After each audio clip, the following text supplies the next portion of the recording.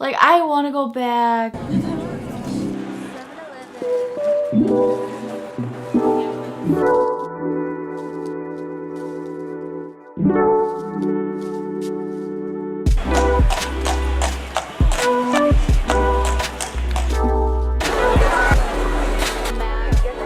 Hey guys, welcome back to my channel. My name is Mina Yang. So this video is going to be about my study abroad experience in South Korea. It was so fun. This video is just going to be talking more about the Ajou program itself and how it was structured and what were some of the things that we did. So I studied abroad in South Korea in 2016 and I went to Ajou University, which is located in Suwon. And it's about 20-30 minutes away from Seoul. There's about like 1 million people that live in Suwon, so it is a big city. It is a very nice campus. It's really beautiful. The dorms were really freaking nice.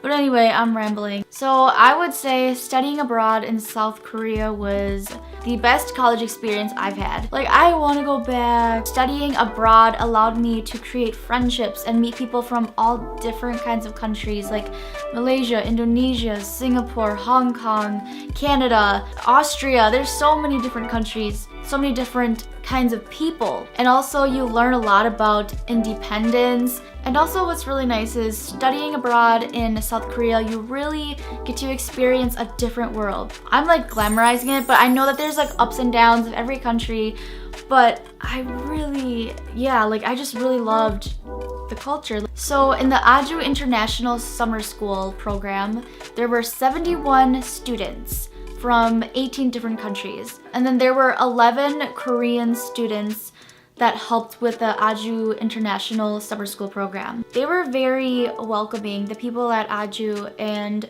they made sure that we always had what we needed. And if we didn't know how to say something at the store, grocery store, or we didn't know where something was, they always helped us.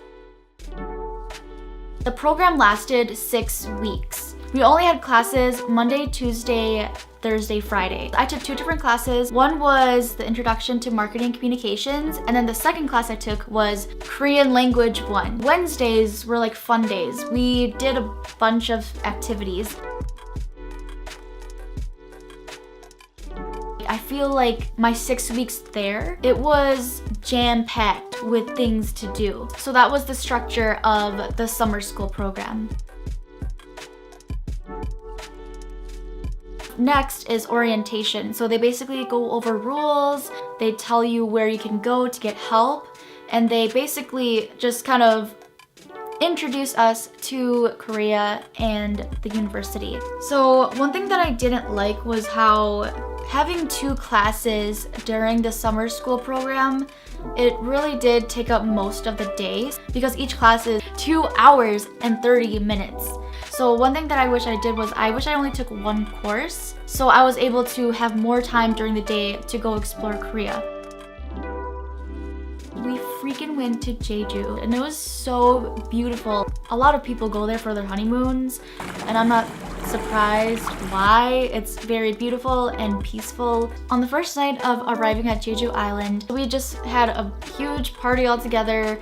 We played games, we drank together, we ate together, and then we just kind of set off on our own. It was really interesting because at night, there were a lot of people out at night still. There were children, there were grandmas and grandpas on the beach that were playing when it's nighttime, and it was just really nice because one, we didn't have to worry about our safety. I mean, you do have to be smart about it. If you're around everyone else, then I think it's pretty safe. It was such a fun night. I remember going on the beach and just watching the fireworks. The water was so warm and I just remember drinking with all the other study abroad students and it was fun. I don't even remember going to my hotel room that night.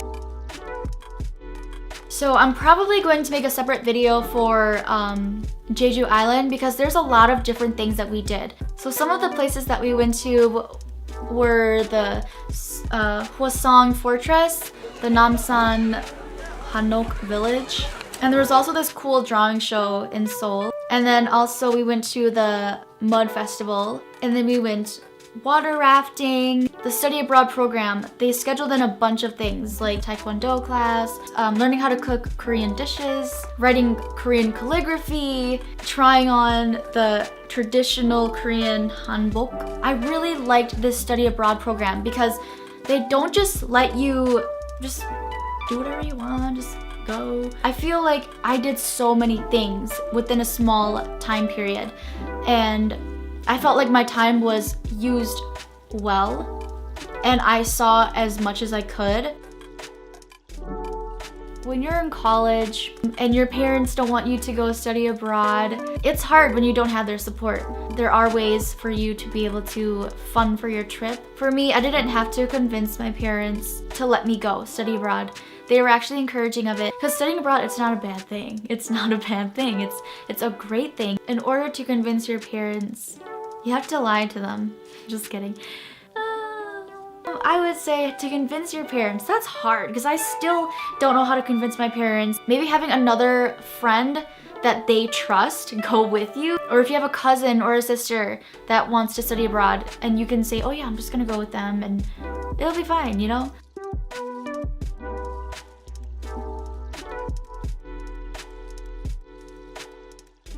How I was able to fund my trip, the tuition was about like $5,000 for the summer.